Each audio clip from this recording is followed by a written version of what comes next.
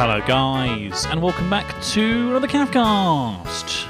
Today we are back here in the wonderful, fantastic world of Jurassic World, and today I am here to show you something a little bit different, a little bit interesting. Inasia has had to take a brief little absence for a day's episode, but don't worry, she will be back very, very soon. I just wanted to quickly show you guys what I'm currently working on in terms of making the series look just amazing, like just another world. As you can see, we are running a new shader pack. Now, the shader pack itself is doing some amazing work, and it gives this really beautiful, you can see this beautiful sort of grainy kind of presence on the video. It's kind of like what The Long Dark looks like, if anybody's played that game at all. I can sort of zoom in and just show you guys how it looks roughly. It's really, really nice, and it looks just absolutely incredible. I'm really pleased with how the game looks right now. Hopefully you guys agree with me, but there's another massive thing that has changed, which some of you guys may have already noticed, some may have not. I haven't put the texture on the painting yet. That's not been taken care of, but it will be taken care of very, very soon. The thing that I've changed that I wanted to show you guys, which you might have noticed already, I'm not sure, is this. It's really obvious in when you look at grasses. Can you see how this looks? I'm not sure if you're able to tell, but essentially the grass and the sort of dirt beneath it is three-dimensional. Can you see this? It's sort of like slightly out with these bumps, and then whichever way I look at it makes it look different. So this side it looks different. You see how the texture sort of like follows me? If I get rid of my HUD here, do you see this? Isn't that beautiful? Isn't that absolutely amazing? I'll show you some more on this building here. We've got just a very, very gentle kind of bumping to the bricks that we have on here. Now this is called parallax occlusion mapping, or bump mapping for anybody else who knows it by a different name. The top of the logs here, you can see that they are sort of bumpy and interesting. The light that we have actually plays with this as well, which is really, really awesome. If I get out a torch, then hopefully I can show you as well. It's so beautiful. Look at this. See how the shadows are playing with the actual texture itself? And it sort of like follows it around like this. So, to be clear, guys, the only reason I'm able to run this right now is because I'm using my new computer that we've just installed, just started running. There's going to be an update video going out today in a couple of hours' time about the things that have changed on the Cavcast and what you can expect over the coming month. I love like sort of standing up here. Even the stairs and like the bricks look. I mean, look how cool the bricks look. When sort of like we're walking along these bricks, you can just see how amazing they look. Even the sort of the mossy ones as well, and it all kind of like matches up really nicely. It's so beautiful. It is so beautiful. It works for a majority of textures. There are some, like the Tinker's construct table ones, that haven't got it installed because it only works on Minecraft blocks at the moment, because parallax occlusion mapping requires a texture pack that supports it. And the texture pack that supports it that we are running is a texture pack that is, look at even the sort of the grasses and the sort of like the sort of tilled dirt looks different as well. The texture pack that we're running is Chroma Hills, and we have a base resource pack of Sawtex. I think it's either Fanvert or Invictus. I think that they do pretty much the same for a lot of the other stuff that we have around here. Now, I'll show you, if we head over this way, I'll show you on our fantastic Jurassic Park building. I mean, look how good this looks, guys. Isn't it beautiful? And also the shader pack that we're using has like improved their quality of their day and night cycle. So hopefully by the end of this video it'll be night, and I can show you how good the nighttime looks as well now. I mean, even the doors have like this kind of like 3D effect as well. And this the glowstone blocks, you see how it's kind of like indented. You see that? Isn't that awesome? Doesn't that look fantastic?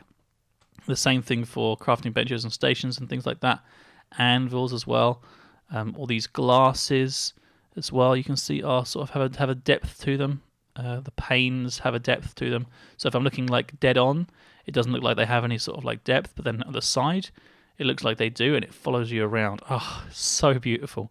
So everything that we're using pretty much now does have some kind of texture on it. With I think that Chroma Hills, because Chroma Hills is the only sort of decent texture pack that supports all the parallax occlusion mapping, because it's a very rare thing to find, because it's really, really hard work to do, and I'm sure you can imagine being able to have bricks that do this is really, really hard work. But essentially what we're going to be doing is we're going to be using this texture pack with the Soratex underneath, which does things like this chair, and then like this chair, this table, they're all just sort of different textures, and then like the more advanced bits and pieces that we have. I don't think Mechanism is supported, but like doggy beds have all been changed. You can see the food bowl hasn't, because it's a food bowl, but like the furnaces have been changed as well. But that's like a Chroma Hills texture pack as well. That's more Chroma Hills stuff that you can see moves as you move. The frame rate that we're getting on this is good, but not great.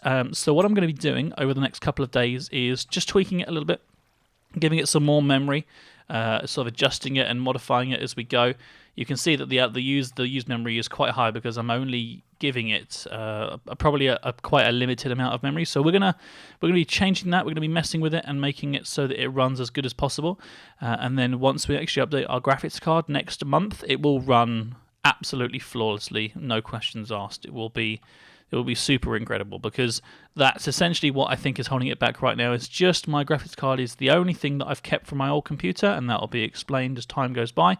I wanted to test whether or not I would be able to not buy a new graphics card and just use the 780 continuously, but it seems that the 780 is just a little bit on the low side now for the sort of the high-end work that I want to do. You can see even the floor here, these sort of panels have got this nice little, I'll show this again, this nice little sort of rivets that kind of like match that as well, and they give that kind of look to them. Oh, it's just gorgeous.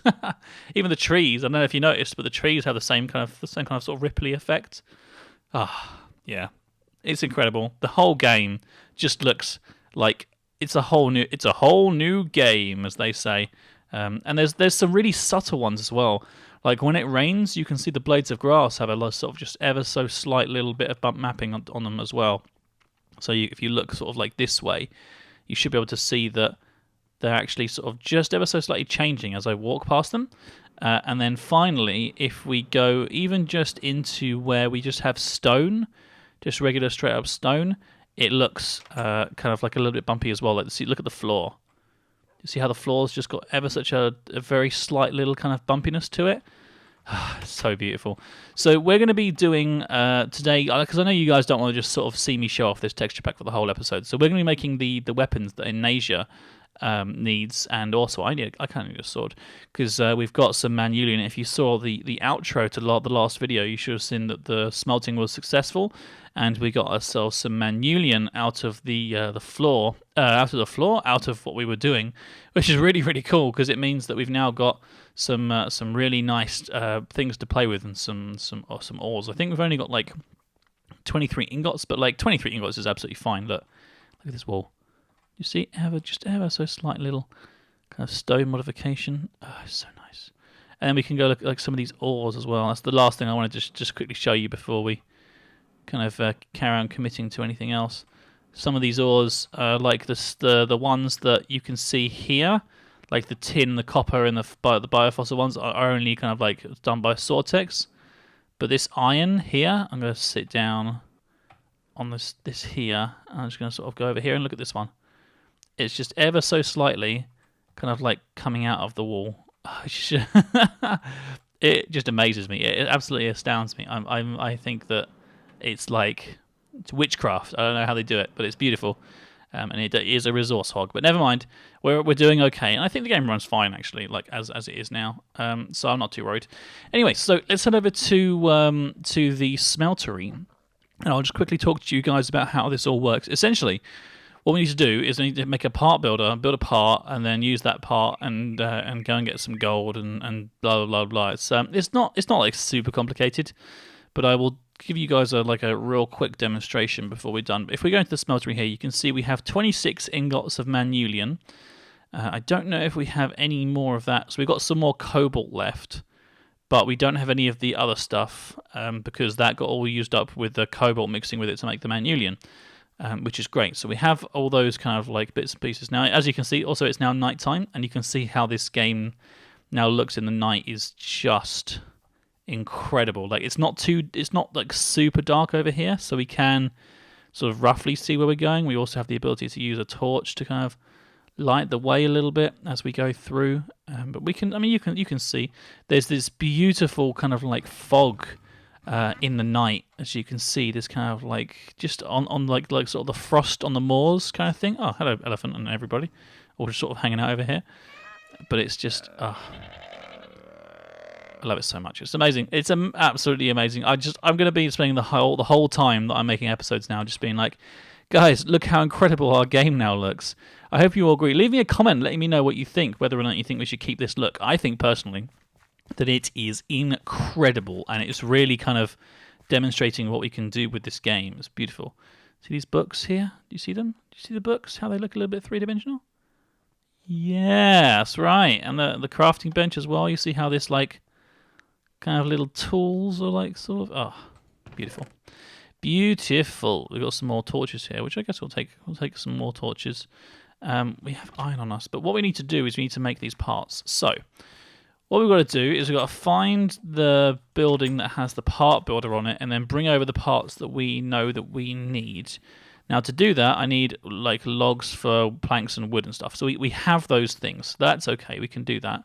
Oh, it's a full moon tonight, guys. Look at this. Moon. That's a bit scary. Let's go across and try not to get ourselves killed.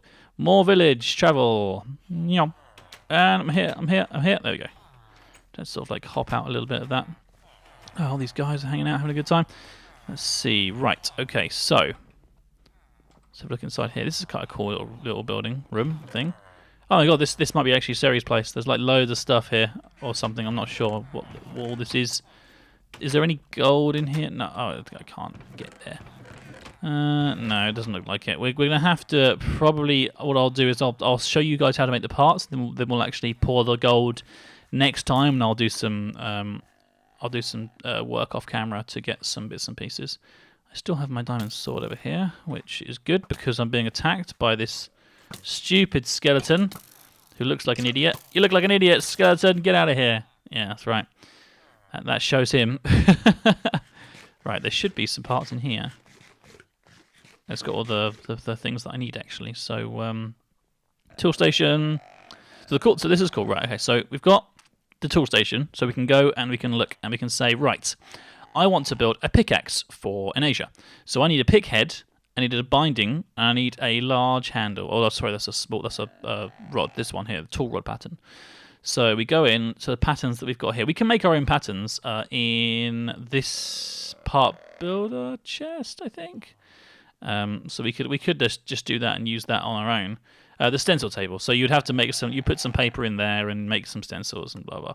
But we don't need to do that because we have all these here. So if we go into the chest here, and we can say, right, okay, so we need one of these. We need one of these. And then we can just start throwing things away that we don't need to keep on us, like this little individual piece of string we don't need. And we can move these things over the way. And then we need the tool rod. So this is what we need to make the pickaxe, okay? So these three things. Right, so what you do is you get your wood. Now for this, I'm going to have to just make a 64 and then put these on the floor temporarily. Go into the part builder, and then we'll say, right, okay, so we want this stencil. And we want to make this stencil out of... Can we do it out of wood? Or is it just directly out? I think it's just directly out of sticks. Where did I put those sticks? What happened? I made them. Oh, no, I made the planks. Okay, no. I think it has to be out of sticks. So we get the sticks and we go, bam. And then it's not happy about that. There we go. It just has to be in this ingot section. So you can see here that has made a wooden pickaxe head. So we take this, put it in my inventory. Fine. Next one, binding. Take this, put it in my inventory, put this tool back, this one back in here as well, and then finally this one. Bam, wooden tool. Fantastic. Good job. Right, so we take all those with us. We put these bones and chuck them away. Take these arrows, chuck them away. try to pick up the things that we dropped on the floor. Now that we've done that, we can just actually double check and see there are a couple of things that are already made and are quite good actually. There's some slime stuff. There's some copper stuff. There's a cactus knife, bronze cactus. Obsidian knife blade is quite good. So there are some interesting things in and around here. I think we had there's some more in this crafting station. Slime pan, slime sword blade, obsidian handguard. So we might end up using a couple of those bits and pieces at some point. But for now, I know that we don't need to worry about them because we're going to be carrying on as we are for just temporarily, and just we're gonna sort of like just try to keep on doing what we're doing. I'm just gonna double check in this here iron stuff. Don't really need it. I have good armor. Oh, I have all the iron armor. Nothing in there. Nothing in there. There are some zombies that are trying to attack our villagers though, which is not good. Yeah, that's it. Come over here. God, he looks horrible, doesn't he? He looks horrible. He looks horrible. You goddamn zombie! Get out of here! No, don't try and attack me. Oh, that worked. Nice. Bum, bada, bum. There are some more parts here, but we don't necessarily need them right now because I'm just demonstrating this to you guys before we end for today. I know this episode is a little bit late coming out to you today, so I'm just making it into a really, really cool one to show you like all the really, really awesome stuff that we're now using in this texture pack. It looks amazing. Ah, so amazing. There might even be some more stuff over here that's like got a bump on it. Oh my god, guys, look, even the rails, look at the rails. They're actually like up. Oh, I hope this is translating onto the camera well enough because it looks just amazing for me. I'm sure it looks good for you guys as well. So we'll go back to the villager center. I know these pterosaurs don't have space to grow, so we're going to have to take out those low-hanging trees even more. But that's not important right this second. They can wait to grow. That's okay. So if we go over here on the smelter, yeah. I think we're going to have to make this, maybe take this inside or something and use it at some point. Well, essentially the way this works now, we're going to have to borrow this spout that we've made and put down. I think we've got more of them inside. Actually, no, we don't want to do that. We want to chuck that away. We want to put the spout back. We want to move the actual part builder thing, because that's the thing that we need right now to get this done. So we take this, we put down the casting table, and then we put this down again, take this, put the casting basin there just so it's got a place to live. Now then, the way this works is we take these little bits and pieces here, and we go, right, I want a wooden pickaxe head cast. So I go, bam, the wooden pickaxe head's there. Fantastic. So we go over here, and we look at the different ores that we've got, and we say, right, okay, so we've got some tin and lead. We could try tin. That might work, maybe. I don't know if it will. And then you click on here, and then no, that doesn't work. So essentially, at this point you need to look through your materials and see if you've got any that will actually work as a cast. And I'm pretty sure if I get the book, it's called Casting. No, it's called Tinker's Diary of a Tinker, Tinker's Weaponry. No. Weapons. Tinker's Weaponry. No. Okay, I can't find it. I'll have to go into the actual mod. I don't know which one it is actually. Let's have a look. Can we get through to them from here? No, this is all extra stuff. We don't want that. No. Okay, so we'll have to double check that a little bit later on. But essentially, I know that gold works. So if we can find ourselves some gold, then essentially all we do now is we pour the gold in here. It fills around the actual part, and then not the part, which is the quality. This part is what we want. So it makes a cast, and then all you do is you put the cast into the casting thing here.